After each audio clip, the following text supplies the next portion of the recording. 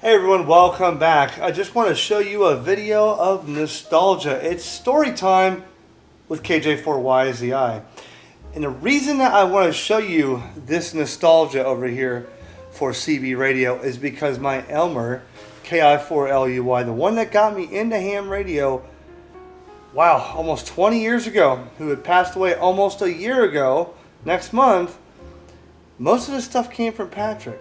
But there's a story behind most all of it, and I thought that you might like to hear this. If you don't want to hear this story and nostalgia, and you don't like what I'm telling you in this video, please unsubscribe, unfollow, and never watch my videos ever again. That's all I have to say about that. Because this right here is the reason that I am into ham radio. And I thought that you would like to see that, and I wish Patrick could be here to see this because some of these things were his prized possessions. So let's get right into it and check this out. A little bit of nostalgia story time on 11 meters CB radio. Thing that got me into ham radio almost 20 years ago. Ham Radio Concepts is brought to you by HamRadioPrep.com. It's never been easier to learn about ham radio before you take the exam. And Ham Radio Prep makes it fun and guarantees your success. Visit HamRadioPrep.com. Use the code ERIC20 to instantly save 20% off every course you buy. Remember the name, HamRadioPrep.com. So, of all these pieces here, 1, 2, 3, 4, 5, 6, 7, 8, 9, 10, 11, 12, 13, of all these pieces, almost every one of them, except these, came from Patrick, okay? And I have a story about every one of them. Let's start here. So, this one here is a Astro Electronics Mach 200, a tube amplifier. The switches, I never figured out what all of them do. Someone put a fan switch here and they had the fan drilled in the top with the case screws. This thing works, and Mach 200, I get about 100, 110 watts output, sweep tubes in it, pretty cool stuff, back in the day. That was pretty neat. I got that from a friend. I drove Patrick to John's house, and I traded John a couple things, he traded me a couple things, and one of them was a Mirage brown face 2-meter amplifier, and this for what I traded him, I can't remember. But it worked, and Patrick goes, Eric, that's a tube amp, man.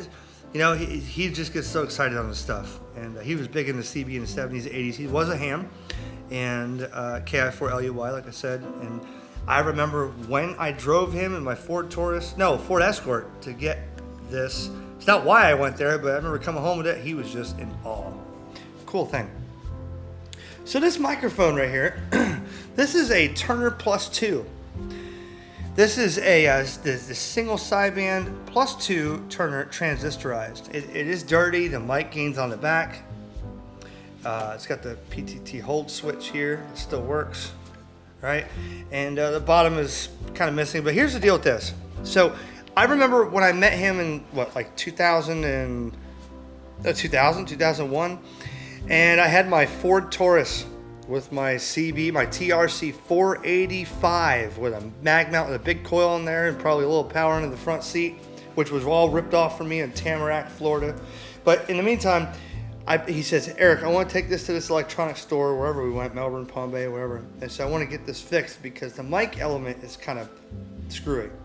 So I drove him to the store, and the guy said, oh yeah, I can fix it. And cool, so we drove back, and he's, oh, Eric, when I get this thing, this is, I had a Turner Plus 3, and he said, when I get this back mic element replaced and fixed, it's going to be good. And we got there, and it was shaking, right? And he said, hey, wait a second, it didn't do that before. So Patrick took the front off and opened it, and some guy threw this little tiny mic element in there, took out the original Turner Plus 2 mic, and Pat threw a fit. What the hell? I mean, he went nuts, and the guy's like, oh, no, I didn't. It was a big riot in the store. I mean, he was mad because he brought it there because, I don't know, one of the wires wasn't soldered right or something. And so Patrick threw a fit because the guy totally stole the mic element out of here. So I remember this microphone in my car 20-something years ago. So here is a Siltronics. And this Siltronics is the model SLM100. It says 3 to 30 megahertz solid state bilinear amplifier. And it's in very clean condition. This was part of one of Patrick's amplifier museum. He wanted to keep a bunch of these amps in his closet. I said, Pat, one day I'm gonna get that from you. And it does work. I did test it. It does work. I'm not sure about the 3 to 30 megahertz. I mean, I did try it on 10 and 12. It did work. It's got a receiver preamp on it.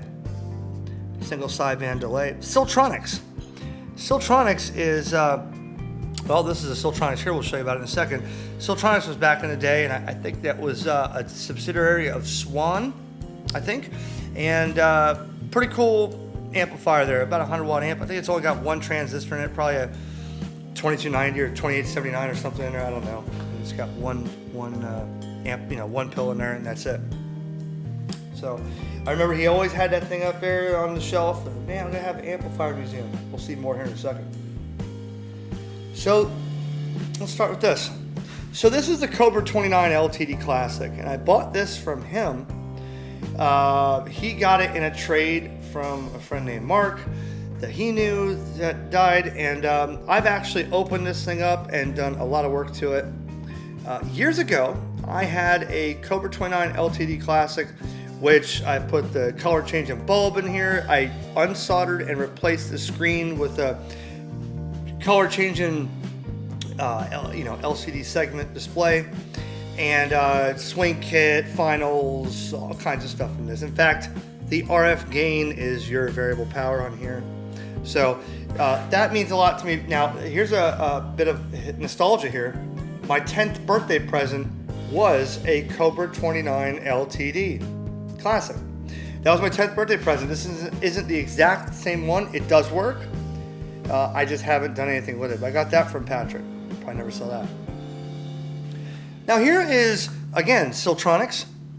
Now these Siltronics, here's the story about this. I did not get these from Pat. I bought this one from K4CHL, I think it is, John and Vero. And he went through this thing. This thing does work. I did make contacts on this. And he actually included the manual with it. It's printed 1011D. This was originally designed for by Swan for a 10 meter transceiver with 27 megahertz, 11 meter receive. Of course, a simple mod on the green wire will allow you to operate, transmit, and receive on 11 meters. And I got this for about 80 bucks. It's got lower sideband, upper sideband, AM receive, and puts out about 70 watts. Last time I had a D104 connected to it, got about 70 watts. The only problem with it was, if you turn this VFO dial here, you see how this here, it starts to smear. The thing is smeared. And you know why? Is because somebody left the bulb, obviously on channel 19, they had the VFO there. The bulb got hot, and then when you turned it, it smeared the ink. Okay? You could tell they were up here between 16 and 19, probably on channel 19, and the bulb behind there got hot, and it smeared the ink on here. So it does work, but what I did was, a couple years ago, I found this at Orlando Hamcation. 30 bucks. I bought this, the 1011C. This is a 1011D. Pretty much the same thing, except the C, they labeled this as CB. The same thing, lower sideband, upper sideband, US, AM receive. It's got all the same knobs. Okay, but here's the deal. I wanted this for the VFO indicator and the little red line. See, so I was going to put this into here and fix that up, and I'm going to do that one day. Actually, these are for sale right now, but I'm probably going to pull them off. This one has all the parts. It was sold as parts. This one is a complete working station. I might take them offline. I don't think I'm going to sell them. So here's another one. This came from my buddy, Patrick. And the story behind this is I don't think Cobra ever made an amplifier.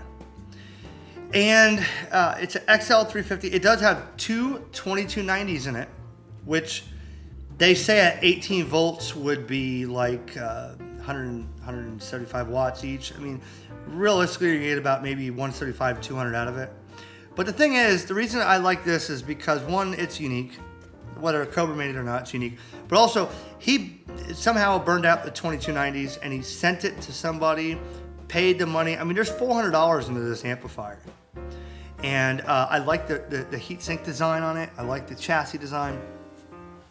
But he's like, oh, Eric, I was like, let me get that Cobra, man. No, man, I got more than it's worth, you know. He said, I don't know why I paid the money to have someone put new 2290s in and adjust it, but he said, it works. And it does. I have tested it. It does work. So that's something else I'll never get rid of from Patrick, because he valued this thing. Part of his amplifier collection, that one, and this Siltronics, right? He had more, but I don't know what happened to him. So here is, let's start with this one. This is an SST by Browning. This is a 23 channel, crystal controlled, no sideband, just AM only. It does work. Nothing's been touched on it. It's just been sitting there. You know, there's something about a 23 channel radio that I like. You know, crystal controlled radio. And the microphone on this is not stock. It was deteriorated or maybe eaten by his parrot or whatever. But, you know, Browning. My dream CB would be a Browning Golden Eagle. And I've seen some of these at Orlando Hamfest. I want one so bad. I'd do anything for one. I just don't know enough about them to repair them. And every one of them that I've seen, people are like, stay away from it. It needs a lot of work. You can't find this, can't find that. So I wish I could find a base Golden Eagle with the original banana mic. But, you know, the next best thing is the Browning Mobile, right? It's nothing like the Browning Golden Eagle, but hey, it's got the name on it. Like this one here. This is the Browning LTD. Now this one has upper sideband, lower sideband. I talked to Patrick on this one, another 23 channel crystal controlled. However, somebody modded this one. Look at the switch over here, right? Uppers and lowers. So a 3-position switch over here, right? So they added a crystal bank in there, and you can get uppers and lowers on there. You know, back in the day on a 23 channel radio, that was pretty cool stuff. That's the LTD by Browning.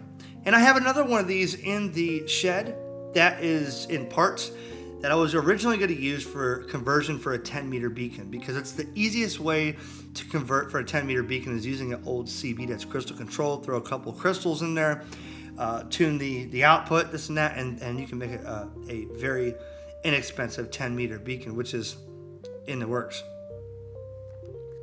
So here's another thing. Now this is, I never used this one, but I took this from him after he passed away. This is the Midland model 78-976 with the original box. Okay.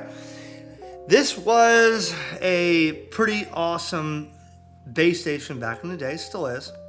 It's got AM, upper sideband, and lower sideband. I don't know if anybody's ever touched this. It's got the original Midland microphone, which looks identical to an original Cobra. And runs on 120 volts and or 12 volts. So pretty cool. And I think this is 40 channel. I have to look at the box. Can't remember. But pretty cool stuff. That is probably going to be between this one and this one here is what I'm going to be on, you know, working some skip or DX or whatever on 11 meters. Because, guys, I'm going to still do it. And it's going to happen, and I do it every day. Just not on these types of radios. All right? So here's another one. Now, I've made a video on this one before. This is a Penetrator HB140. Now, Jim, I made a video. If you go back on my channel, Jim, we opened this up and showed this. Jim, KB4LVL was his old call. Now it's W4JEA. Jim Allen. And him and his father owned this company. What would you think that I actually took this apart with him and he showed me the actual toroids he used to wind in this thing? Or the input-output transformers he used to wind by hand when he was a kid with his father. And some of the newer ones had filtering. Now this one doesn't, but he said if it's got the module in here with the filtering in the bottom, that's, you know, the newer ones. But pretty cool stuff. A couple, I don't know what transistors in there. There's 2 of them. In fact, you can see them like this. There's 2 of them in there. All right. But, you know, you can check out that video. I took it apart. Pretty fun stuff. Patrick had this as part of his other amplifier little museum there, but I don't think he had any idea that Jim was, him and his father were the ones that designed these. Okay, that's pretty cool, man. So I remember Patrick gave me these. Now, we have a Juliet and we have a Lloyd's. Now, these are two CB handhelds. Crystal, 1 channel. 7 transistor super heterodyne transceiver. That was a big deal back in the day. All right, look at this. Now, would you know that years ago when Patrick gave me this, okay, they actually communicated. Not between each other, because I think this one had channel 14 in it. This one had channel like 6 or 10 or something. But basically, you would take the back off, change the crystal. This one, you take the back off, change, crystal's right under here. And telescoping antennas. It's pretty cool.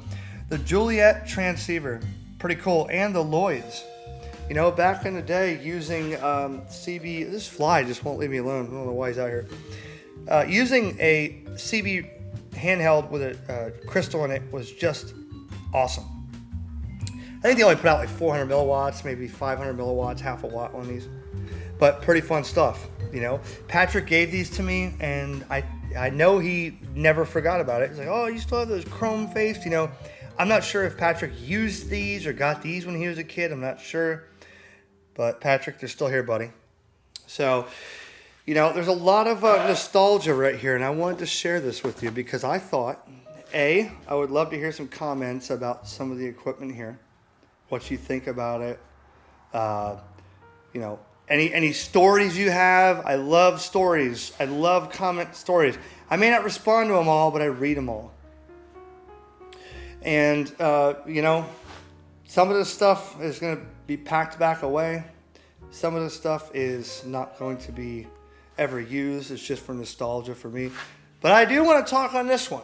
That Midland 78976, that's pretty cool, man. Really is.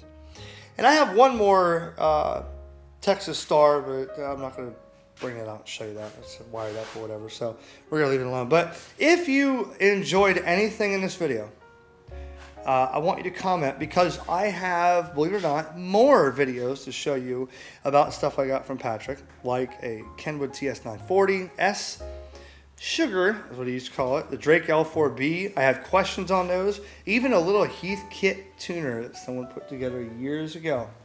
I'd love for you guys to give me some feedback and comments and let me know what you think about this. Without this right here, I would have never been a ham radio operator. And that's why I said years ago in a video, the gateway drug to ham radio starts with 11 meters. So don't ever yell at people that do 11 meters or call them any lesser. I got news for you. I can come up with an answer to any one of your negative questions or comments about 11 meters. Just post it in the comments, and I will provide a rhetorical answer on why you're wrong. Okay? So, anyways, thank you everybody for watching. I had fun putting this out here on the pool table. Now I gotta finish cleaning my garage. But I thought I would share this with you and have fun doing it. 7-3 everybody. Thank you very much for watching.